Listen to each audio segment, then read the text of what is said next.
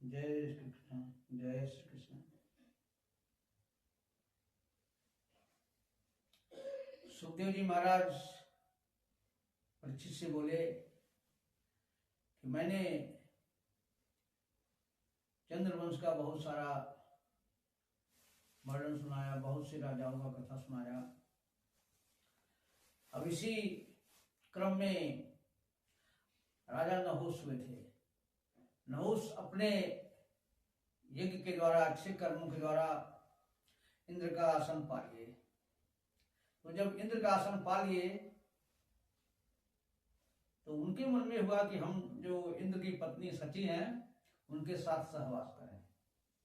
अब इसके लिए वो प्रयत्न करने लगे। लेकिन जब ब्राह्मणों को इनकी कुचेष्टा का ये पता चला तो ब्राह्मण उनको एकदम स्वर्ग से नीचे गिरा दिए और उनको अजगर होने का श्राप दे दिया। तो नहुस के 6 पुत्र थे।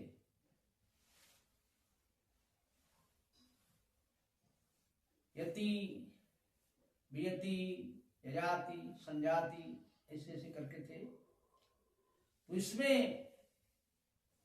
ययाति का कथा बहुत ही प्रचलित है। तो इनके बारे में कहा जाता है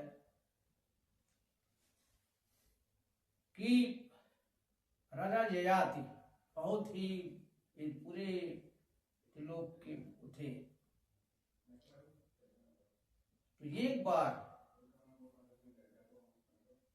वो शिकार खेलने के लिए जा रहे थे। अब उन्हें प्यास लगा।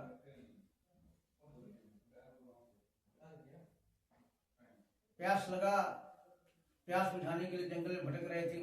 तभी तक उनको दिखाई पड़ा एक कुआं।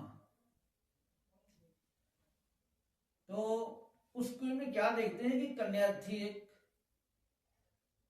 वो भी नंगी थी।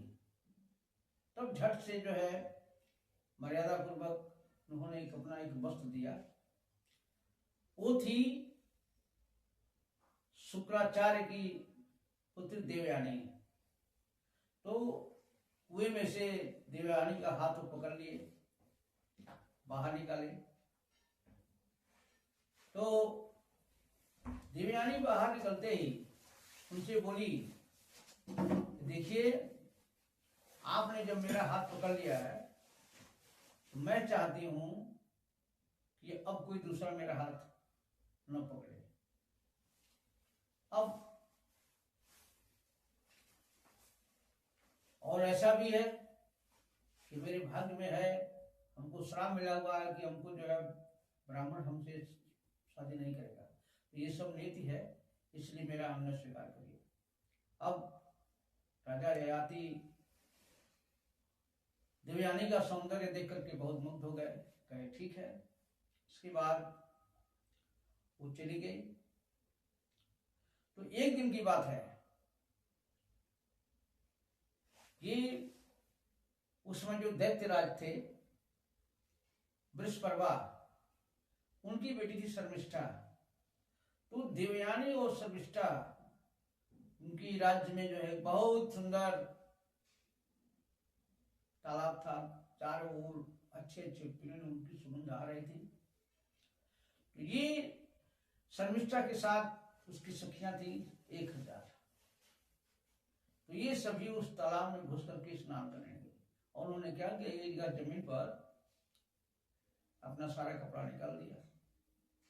तभी संयोग से भोलेनाथ जी पार्वती जी को अपने नंदी पर बैठाए हुए उधर से गुजर रहे थे। अब अचानक शिव जी को आना देख करके एकदम लड़कियां सभी घबरा गई और झटपट जल में से बाहर निकल कर लगी जल्दी कपड़े बदलने। अब कुछ दैव संयोग ऐसा था कि शर्मिष्ठा ने देवयानी का कपड़ा पहन लिया। अब देवयानी जब अपना वस्त्र ढूंढ रही है तो देखिए तो नहीं लगी। कही अरे इसकी कितनी हिम्मत है। देखिए जैसे कोई कुतिया यज्ञ का हविष्य जो है लेकर के भग जाए, उसी तरह से जो है इसने मेरे साड़ी को लिए कितना ही अपराध कर लिया है। ये नहीं समझती कि जो ब्रह्मांड अपनी तपस्या से ये सृष्टि का संचालन करते हैं, जो है सृष्टि पैदा करते हैं, और ब्रह्मांड साक्षात परमात्मा के मुख हैं, और ब्राह्मणों का सम्मान वो साक्षात परमात्मा भी करते हैं। उसको नहीं हुआ जो है ये जो है, और भी बहुत व्यंग भरी बातें, बहुत उसको अपमानित करने वाली बातें। अब ये सुन करके जो है शर्मिष्ठा चोट खाए हुए नागिन के समान दिल मिला गई, और उसने गुस्से से कहा रे तुम भिखारिन क्या करती हो, हमारे रोटी के लिए तुम हमेशा हमारा दरवाजा ताकते रहते हो तो ही तुम। इतना कर करके क्या किया, उसका कपड़ा भी छीन लिया और उसको ढकेल करके कुएं में गिरा दिया। अब जैसे तैसे भी जब देवयानी कुएं से बाहर निकल करके अपने पिताजी के पास गई और सब रोते हुए सारी समस्या बताई, कही बेटी ऐसा है, मतलब बहुत बहुत अपमान हुआ, ये पुरोहिती भी जो है बहुत ही अच्छी चीज नहीं है, चलो हम इनका राज छोड़ चलते हैं। तो लेकर के वो निकलने लगे विश्वकर्मा के राज से। तो तब तक विश्वकर्मा ने देखा, वो दौड़े दौड़े आया कि पैरों गिर गया, कहा महाराज क्षमा करिए, जो भी हुआ। कहे भाई देखिए क्षमा तो मैं कर दूंगा, लेकिन मैं अपनी बेटी को नहीं छोड़ सकता हूँ, जो बेटी हमारी कहती है उसे पूरा कर दीजिए, तो मैं आपके साथ रहूंगा। ठीक है, दैत्यराज विश्वकर्मा ने वो स्वीकार कर लिया। तो कही ये शर्मिष्ठा ने जो आचरण किया मेरे साथ, उसका यही है कि अपनी सहेलियों के साथ चल करके और मेरी सेवा करेंगी। तो अपने पिता के वचन को ध्यान देते हुए शर्मिष्ठा ने कहा ठीक है। तो इस प्रकार देवयानी और शर्मिष्ठा साथ साथ रहने लगे।